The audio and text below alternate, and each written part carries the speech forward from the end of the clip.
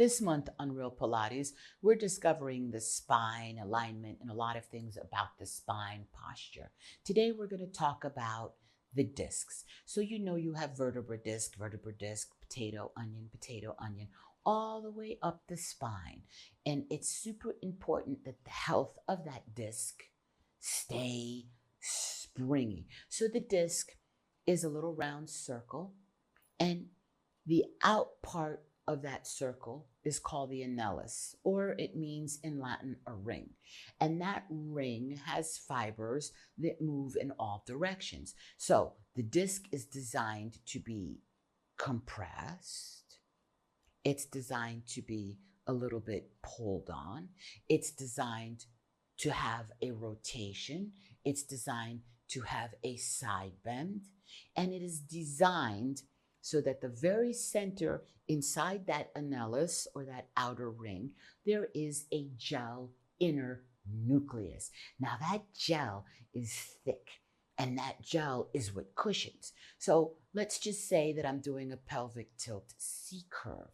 The disc, which is in between the vertebra, as I do my C-curve and I squeeze my belly, pretend my fingers are my belly, the disc is being pressed in the front, and in the back, the disc is expanding. So that jelly is getting pushed toward the back. If we do an arching and I compress the back of the spine, the jelly is getting pressed and it pushes on the front toward where the belly is. The same thing happens when you do side bending, when you do rotation.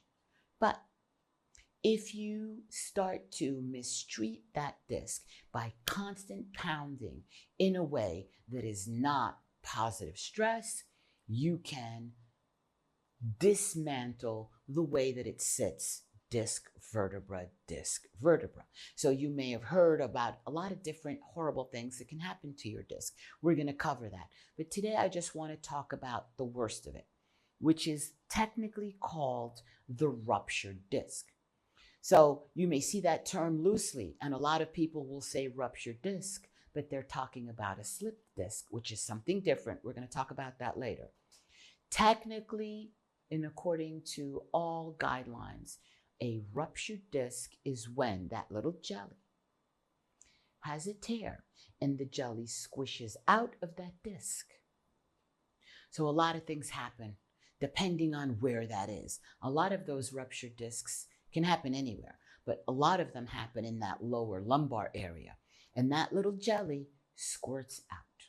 And it kind of gets contained within the spinal column. You know that your spinal column has the hole, and in the hole all the nerves pass. But every single vertebra, right, has little prongs on it. Let's call them prongs. And those prongs have different layers of muscle. There's a whole bunch of names without getting crazy and technical. If you rupture the disc and there's a little hole and the jelly pushes out, it depends where that jelly goes. Let's say that that jelly pushes to the back of the spine, where that hole, called the foramen, where that hole is, and that jelly pushes on the nerve. Because remember, your spine is the telephone line that connects the brain to all the rest of you, so that if I touch you here, that signal is going through the spine so that you know that I'm touching you. It's not a thorn. It's not something too hot. It's not something too cold, to protect you. If that jelly pushes against those nerves that run through that spinal column, that can cause pain. That can cause pressure. That can slow the signal. That can cause loss of clear signaling. And so out of all the disc issues, the one that is the most difficult and the most annoying is a ruptured disc. So there are signs that you have a ruptured disc. It's going to be sensations of numbness and tingling, maybe in the feet, maybe in the fingers, numbness and tingling. It's going to be pain. It's going to be stiffness, but severe pain, right? Not just a little achy pain, severe pain, especially when you do ranges of movement.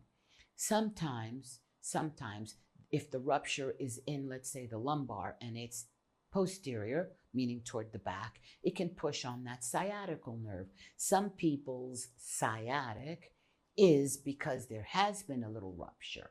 Some people's sciatic is just because there's inflammation and muscle pushing on that nerve. So don't freak out that every sciatic is a rupture. But it's important that you know your body, because you ain't getting another one till they can clone. I'm the first one on the line. And so, if you think that you have a rupture, the first thing to do is rest. Try not to wear shoes that are too elevated or uncomfortable. Don't sit for long periods. Don't stand for long periods. Make an appointment with your doctor and have that checked out. Anti-inflammatories and ice will reduce the inflammation, although that will not heal you if you have a rupture. If you think that you have that, cease and desist all exercise, including Pilates, and go and have a professional check it. I'm going to talk to you later on about what kind of checks the doctor does and what each one means. Until then, make sure that you stay happy and healthy. This is Pilates Master Nikki. Thank you for watching, and I'll see you soon for another layer of real Pilates.